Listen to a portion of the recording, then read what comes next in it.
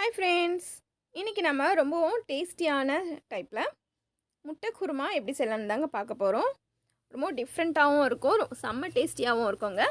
So வாங்க, இன்றைக்கி நான் நாட்டுக்கோழி முட்டை வச்சு குருமா செய்ய போகிறேன். வாங்க எப்படி செய்யலான்னு பார்த்துடலாம். ஃபஸ்ட்டு நான் ஒரு மிக்ஸி ஜாரில் 2 மீடியம் சைஸ் வெங்காயமும் 2 மீடியம் சைஸ் தக்காளியும் நல்லா பெருசு பெருசாகவே கட் பண்ணி நல்லா பேஸ்ட்டாக தான் அரைக்க போகிறோம். ஸோ வெங்காயம் தக்காளி ஆட் பண்ணிக்கலாம். அதோட தயிர் இருந்தால் நல்லா புளிக்காத தயிர் ஒரு 2லேருந்து 3 ஸ்பூன் எடுத்து சேர்த்துடுங்க. கூடவே கசகசா ஒரு பெரிய ஸ்பூன் அளவுக்கு சேர்த்துடலாம்.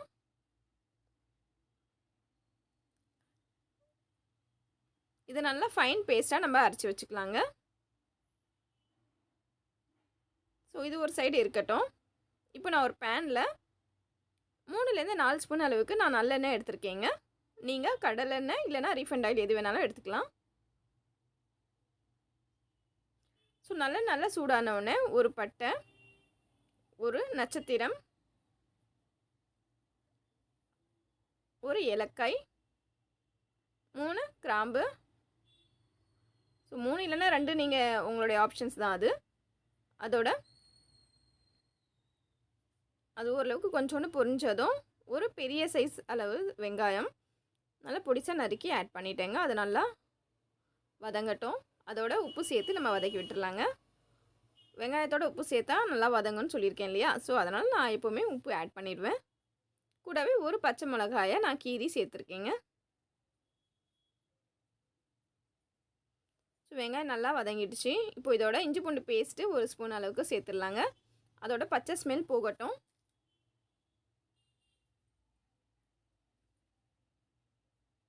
ஸோ அதோட பச்சை ஸ்மெல் போன உடனே ஒரு சின்ன சைஸ் தக்காளி மீடியம் சைஸ் அளவு தக்காளியை நல்லா பொடிசாக நறுக்கி வச்சுக்கலாங்க. அதையும் சேர்த்துடலாம். தக்காளியும் நல்லா வதங்கணும்.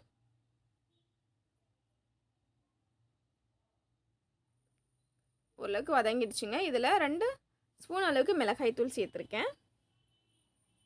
இதுக்கு ரொம்ப முக்கியம் தனியாத்தூள் கொஞ்சம் அதிக அளவில் சேர்க்கணுங்க. 1/2 ஸ்பூன் அளவுக்கு மஞ்சள் தூள் சேர்த்துட்டேன். தனியாத்தூள் ஒரு 3லேருந்து 4 ஸ்பூன் அளவுக்கு சேர்த்துடலாங்க. தனியாத்தூள் தான் நல்லா இது ஃப்ளேவரை கொடுக்கும். கரம் மசாலா ஒரு 1/2 ஸ்பூன் சேர்த்துட்டு நல்லா மிக்ஸ் பண்ணி விட்டுடலாம்.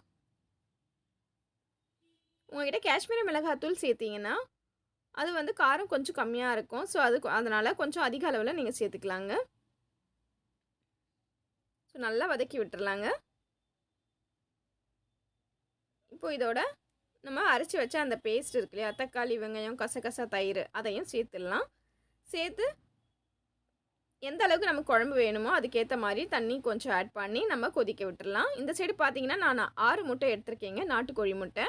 இது நல்லா வேக வச்சு மேலே இருக்கிற அந்த ஓடை எடுத்துடலாங்க. ஸோ நான் ஓடையும் எடுத்துட்டேன். இதில் பார்த்தீங்கன்னா ஒரு சின்ன சின்ன கீரல் மட்டும் போட்டு வச்சுக்கலாம். இது உங்களோட ஆப்ஷன்ஸ் தான். நீங்கள் இந்த சைடு கூட நீங்கள் போட்டுக்கலாம், நடுவில் கூட போட்டுக்கலாம், இல்லை மேலே மட்டும் கூட போட்டுக்கலாம். நம்மளோட விருப்பம்தான். ஸோ இந்த மாதிரி எல்லாத்தையும் போட்டு வச்சு நம்ம ஒரு பேனில் ஒரு 1.5 ஸ்பூன் அளவுக்கு எண்ணெயை சேர்த்துடலாங்க.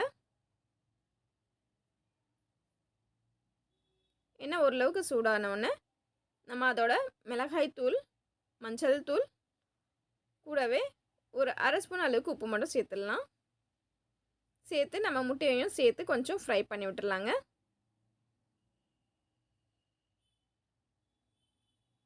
ஸோ இந்த மாதிரி எதுக்காக பண்ணுறோன்னா அந்த மசாலாஸ் உள்ளே நல்லா ஊறி இருக்கும்.